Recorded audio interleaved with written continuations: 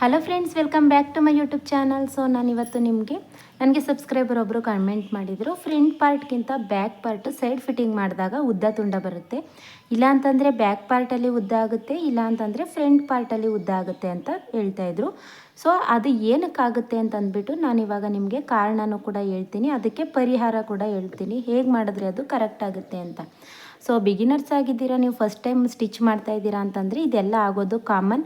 So ಇದೆಲ್ಲ ನಿಮಗೆ ಗೊತ್ತಾಗೋದಿಲ್ಲ, ಬಟ್ ನಾನು ಹೇಳ್ಕೊಡ್ತೀನಿ ಹೇಗೆ ಅದು ಏನಕ್ಕೆ ಹಾಗೆ ಆಗುತ್ತೆ, ಹಾಗೆಯೇ ಏನಕ್ಕೆ ಅದನ್ನು ಸರಿ ಮಾಡೋದು ಹೇಗೆ ಅಂತ ಅಂದ್ಬಿಟ್ಟು. ಅದಕ್ಕೂ ಮುಂಚೆ ಯಾರೆಲ್ಲ ಫಸ್ಟ್ ಟೈಮ್ ನನ್ನ ಚಾನಲ್ನ ನೋಡ್ತಾ ಇದ್ದೀರಾ, ಚಾನಲ್ಗೆ ಸಬ್ಸ್ಕ್ರೈಬ್ ಮಾಡ್ಕೊಳ್ಳಿ. ಸೊ ಯಾರಿಗೆಲ್ಲ ಇಂಟ್ರೆಸ್ಟ್ ಇದೆ ಫಸ್ಟಿಂದ ಟೈಲರಿಂಗ್ನ ಕಲಿಬೇಕು ಅಂತ ಅನ್ನೋರು ನನ್ನ ಚಾನಲ್ನಲ್ಲಿ ಹೋಗಿ ಪ್ಲೇ ಲಿಸ್ಟಲ್ಲಿ ನೋಡಿ. ಸೊ ನಾನು ಟೈಲರಿಂಗ್ ಕ್ಲಾಸ್ನ ಅಪ್ಲೋಡ್ ಮಾಡಿದ್ದೀನಿ. ಯಾರಿಗೆಲ್ಲ ಬಿಗಿನಿಂಗಿಂದ ಕಲಿಬೇಕು ಅನ್ನೋ ಆಸೆ ಇದೆ ಅಲ್ವಾ, ಅವರು ಟೈಲರಿಂಗ್ ಕ್ಲಾಸ್ನ ಚೆಕ್ ಮಾಡಿ, ಆವಾಗ ನಿಮಗೆ ಫಸ್ಟಿಂದಾಗೂ ಕೂಡ ನಾನು ಅದನ್ನು ಅಪ್ಲೋಡ್ ಮಾಡಿದ್ದೀನಿ. ಸೊ ಬಿಗಿನಿಂಗಿಂದ ಕೂಡ ಕಲಿಬೋದು. ಸೊ ಇದು ಆಲ್ರೆಡಿ ನಾನು ಫ್ರಂಟು ಮತ್ತು ಬ್ಯಾಕ್ ಎರಡೂ ಕೂಡ ಕಟಿಂಗ್ ಮಾಡಿ ಇಟ್ಕೊಂಡಿದ್ದೀನಿ. ಸೊ ನಿಮಗೆ ತೋರಿಸೋದಕ್ಕೆ ವಿಡಿಯೋ ಲೆಂತಿ ಆಗುತ್ತೆ ಅಂದ್ಬಿಟ್ಟು ಆಲ್ರೆಡಿ ನಾನು ಕಟ್ ಮಾಡಿ ಇಟ್ಕೊಂಡಿದ್ದೀನಿ. ಇದನ್ನು ಇವಾಗ ಏನಾಗುತ್ತೆ ಅಂತಂದರೆ, ನಾವು ಸ್ಟಿಚ್ ಮಾಡಿದಾಗ ಏನಾಗುತ್ತೆ, ಫ್ರಂಟ್ ಪಾರ್ಟಲ್ಲಿ ಲೆಂತ್ ಜಾಸ್ತಿ ಆಗುತ್ತೆ, ಬ್ಯಾಕ್ ಪಾರ್ಟಲ್ಲಿ ನಮಗೆ ಕಡಿಮೆ ಆಗುತ್ತೆ. ಅದು ಏನಕ್ಕಾಗುತ್ತೆ ಅಂತಂದರೆ, ಇವಾಗ ನೋಡಿ ಫ್ರಂಟ್ ಪಾರ್ಟಲ್ಲಿ ಇಷ್ಟು ಕಟ್ ಮಾಡಿ ಇದಿಷ್ಟು ಇಲ್ಲಿ ಗ್ಯಾಪ್ ಇದೆ, ಇದು ಬ್ಯಾಕ್ ಪಾರ್ಟ್ದು ಇಲ್ಲಿದೆ ನೋಡಿ, ಇದು ಬ್ಯಾಕ್ ಪಾರ್ಟು ಮತ್ತು ಇದು ಫ್ರಂಟ್ ಪಾರ್ಟು. ಇದಕ್ಕೆ ನಾವು ಬೆಲ್ಟ್ ಪಟ್ಟಿನ ಅಟ್ಯಾಚ್ ಮಾಡಿದಾಗ ನೋಡಿ, ಈ ರೀತಿ ಆಲ್ರೆಡಿ ಬೆಲ್ಟ್ ಪಟ್ಟಿನ ಕಟ್ ಮಾಡ್ಕೊಂಡಿದ್ದೀನಿ. ಇದರಲ್ಲಿ ಇವಾಗ ಬೆಲ್ಟ್ ಪಟ್ಟಿನ ಅಟ್ಯಾಚ್ ಮಾಡಿದಾಗ ಏನಾಗುತ್ತೆ, ಈ ಕಡೆ 1/2 ಇಂಚು ಇದನ್ನು ಅಟ್ಯಾಚ್ ಮಾಡ್ತೀವಿ, ಈ ಕಡೆ 1/2 ಇಂಚು ಇದನ್ನು ಅಟ್ಯಾಚ್ ಮಾಡ್ತೀವಿ. ಸೊ 1 ಇಂಚನ್ನು ಫೋಲ್ಡ್ ಮಾಡಿದ್ರೂ ಕೂಡ ಇಷ್ಟಾದರೂ ಅಟ್ಯಾಚ್ ಮಾಡೇ ಮಾಡ್ತೀವಿ. ಇಲ್ಲೇನಾಗುತ್ತೆ ಅಂತಂದರೆ ನೋಡಿ, ಇಷ್ಟು ಅಟ್ಯಾಚ್ ಮಾಡಿದಾಗ 1 ಇಂಚಷ್ಟು ಗ್ಯಾಪು ಬಂದೇ ಬರುತ್ತೆ. ಯಾಕೆ ಗೊತ್ತಾ, ಇದನ್ನು ನಾವು ಇಲ್ಲಿ ಇಷ್ಟಕ್ಕೆ ಕಟ್ ಮಾಡ್ಕೊಂಡಿರ್ತೀವಿ, ಇಷ್ಟು ಗ್ಯಾಪಲ್ಲಿ ಬೆಲ್ಟ್ ಪಟ್ಟಿ ಬಂದು ದೊಡ್ಡದಾಗಿ ಕಟ್ ಮಾಡ್ಕೊಂಡಿರ್ತೀವಿ, ಅದಕ್ಕೆ ನಿಮಗೆ ಫ್ರಂಟು ಉದ್ದ ಆಗುತ್ತೆ. ಫ್ರಂಟ್ ತುಂಡ ಯಾಕಾಗುತ್ತೆ ನಿಮಗೆ, ಬ್ಯಾಕ್ ಪಾರ್ಟ್ಗಿಂತ ಫ್ರಂಟು ಚಿಕ್ಕದು ಯಾಕಾಗುತ್ತೆ ಅಂತಂದರೆ, ನೀವು ಬೆನ್ನಿನ ಭಾಗನ ಉದ್ದ ಕಟ್ ಮಾಡಿಕೊಂಡು ಇಲ್ಲಿ ನೀವು ಈ ರೀತಿ ಬಂದು ಶೇಪ್ ಕೊಟ್ಟಾಗ ಬೆಲ್ಟ್ ಪಟ್ಟಿ ಏನಾದರೂ ಚಿಕ್ಕದಾಗಿ ಅಟ್ಯಾಚ್ ಮಾಡಿದ್ರು ಕೂಡ ಆ ರೀತಿ ಆಗುತ್ತೆ. ಸೊ ಕಾರಣ ಗೊತ್ತಾಯ್ತಲ್ವ, ಇಷ್ಟೇ, ಇದರಲ್ಲಿ ಏನೂ ಕೂಡ ಪ್ರಾಬ್ಲಮ್ ಇಲ್ಲ. ಇದಕ್ಕೆ ನಾನು ಸೊಲ್ಯೂಷನ್ ಏನು ಅಂತ ಅಂದ್ಬಿಟ್ಟು ಹೇಳ್ಕೊಡ್ತೀನಿ. ಇದಕ್ಕೆ ಏನು ಮಾಡಬೇಕು ಅಂತಂದರೆ, ನೀವು ಬೆಲ್ಟ್ ಪಟ್ಟಿದು ಅಳತೆನ ಕರೆಕ್ಟಾಗಿ ಇಲ್ಲಿ ಇಟ್ಕೊಂಡು ತಗೋಬೋದು. ನೋಡಿ ಹೀಗೆ, ಈ ಕಡೆ 1/2 ಇಂಚ್ ಹೋಗಬೇಕು, ಈ ಕಡೆ 1/2 ಇಂಚ್ ಹೋಗಬೇಕು, ಇಷ್ಟು ಸಾಕು. ಇಲ್ಲಿಗೆ 1/2 ಇಂಚ್ ಹೋದರೆ ಕರೆಕ್ಟಾಗಿ ಇದು ಬಂದು ಇಲ್ಲಿಗೆ ಕೂತ್ಕೊಳ್ಳುತ್ತೆ. ಸೊ ಫ್ರಂಟ್ ಪಾರ್ಟ್ ಏನಾದರೂ ಬ್ಯಾಕ್ ಪಾರ್ಟ್ಗಿಂತ ಉದ್ದ ಆಗ್ತಿದೆ ಅಂತಂದರೆ ಒಂದು ಬ್ಯಾಕ್ ಡಾಟ್ ಹಿಡಿದ್ಬಿಡಿ, ಆವಾಗ ನಿಮಗೆ ಕರೆಕ್ಟಾಗಿ ಆಗುತ್ತೆ.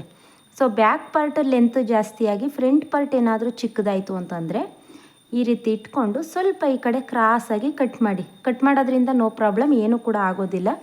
ನೋಡಿ ಇಲ್ಲಿ ಯಾವುದು ಎಕ್ಸ್ಟ್ರಾ ಇದೆ ಅಲ್ವಾ, ಅದನ್ನು ಕಟ್ ಮಾಡಿ. ಸೊ ಅದಕ್ಕಿಂತ ಬೆಟರ್ ಅಂದರೆ ನೀವು ಫಸ್ಟೇ ಸರಿ ಮಾಡ್ಕೊಳ್ಳೋದು. ಫಸ್ಟೇ ಹೇಗೆ ಸರಿ ಮಾಡ್ಕೊಳ್ಳೋದು ಅಂದರೆ, ಬೆಲ್ಟ್ ಪಟ್ಟಿನ ಈ ರೀತಿ ಇಟ್ಕೊಳ್ಳಿ. ಇಲ್ಲಿ ಮುಂಭಾಗದಲ್ಲಿ ಇಲ್ಲಿ ಜಾಸ್ತಿ ಆದರೆ ತಲೆ ಕೆಡಿಸ್ಕೊಬೇಡಿ, ಕರೆಕ್ಟಾಗಿಯೇ ಕೂರುತ್ತೆ. ಅಲ್ಲಿ ನಿಮಗೆ ಕಪ್ಸ್ ಹತ್ರ ಹೋಗಿ ಫಿಟ್ಟಿಂಗ್ ಕರೆಕ್ಟಾಗಿ ಕೂತ್ಕೊಳ್ಳುತ್ತೆ. ಸೊ ಇಲ್ಲೇನಾದರೂ ಆಯಿತು ಅಂತಂದರೆ ಯಾವುದೇ ರೀತಿ ಪ್ರಾಬ್ಲಮ್ ಇಲ್ಲ, ಯಾವುದೇ ರೀತಿ ತಲೆ ಕೆಡಿಸ್ಕೊಳ್ಳೋ ಅಗತ್ಯ ಇರೋದಿಲ್ಲ.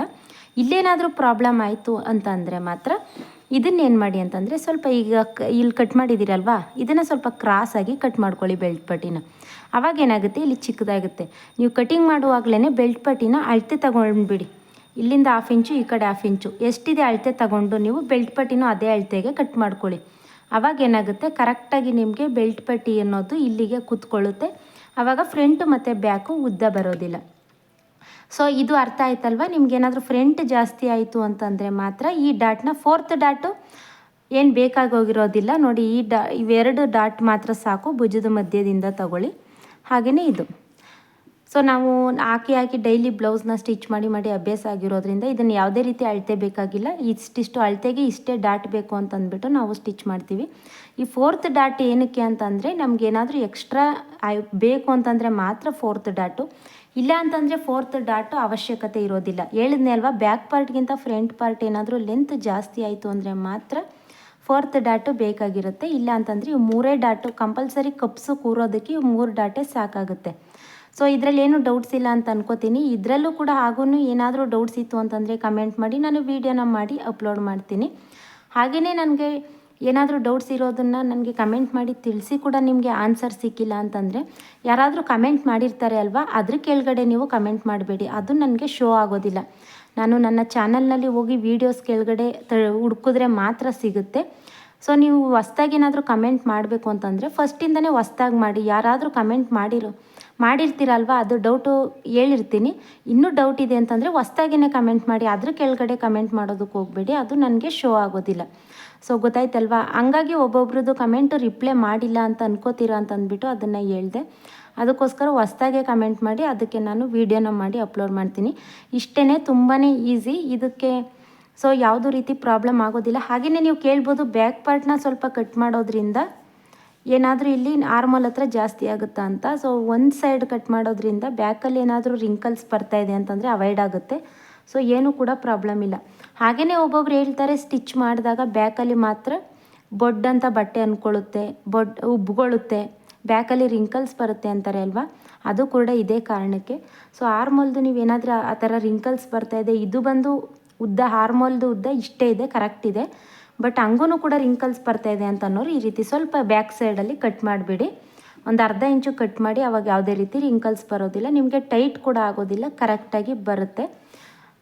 ಸೊ ಇದರಲ್ಲಿ ಇನ್ನೇನಾದರೂ ಡೌಟ್ಸ್ ಇತ್ತು ಅಂತ ಅಂದ್ಬಿಟ್ಟು ಅದಕ್ಕೆ ನೋಡ್ತಾ ಇದ್ದೀನಿ, ಏನೆಲ್ಲ ಡೌಟ್ಸ್ ಇದೆ ಇದನ್ನೇ ಇಲ್ಲೇ ಕ್ಲಾರಿಫೈ ಮಾಡಿಬಿಡೋಣ ಅಂದ್ಬಿಟ್ಟು. ಬ್ಲೌಸಲ್ಲಿ ಏನಂತಂದರೆ, ನೀವು ಕಟಿಂಗ್ ಮಾಡುವಾಗ ಪರ್ಫೆಕ್ಟಾಗಿ ಕಟ್ ಮಾಡ್ತು ಅಂತಂದರೆ ನಿಮಗೆ ಸ್ಟಿಚಿಂಗಲ್ಲಿ ಯಾವುದೇ ರೀತಿ ಪ್ರಾಬ್ಲಮ್ ಬರೋದಿಲ್ಲ. ಹಾಗೆಯೇ ಸೈಡ್ ಫಿಟ್ಟಿಂಗ್ ಮಾಡೋದ್ರಲ್ಲಿ ಕೂಡ ನೀವು ಪರ್ಫೆಕ್ಟಾಗಿ ಮಾಡ್ತು ಅಂತಂದರೆ ಬ್ಲೌಸ್ ಕೂಡ ಯಾವುದೇ ರೀತಿ ಪ್ರಾಬ್ಲಮ್ ಬರೋದಿಲ್ಲ.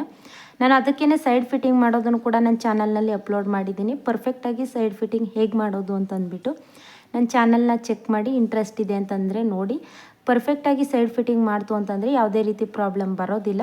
ಸೊ ಇದು ನಿಮಗೆ ಅರ್ಥ ಆಯ್ತಲ್ವಾ? ವಿಡಿಯೋ ಇಷ್ಟ ಆದರೆ ಲೈಕ್ ಮಾಡೋದನ್ನು ಮರಿಬೇಡಿ. Thank you.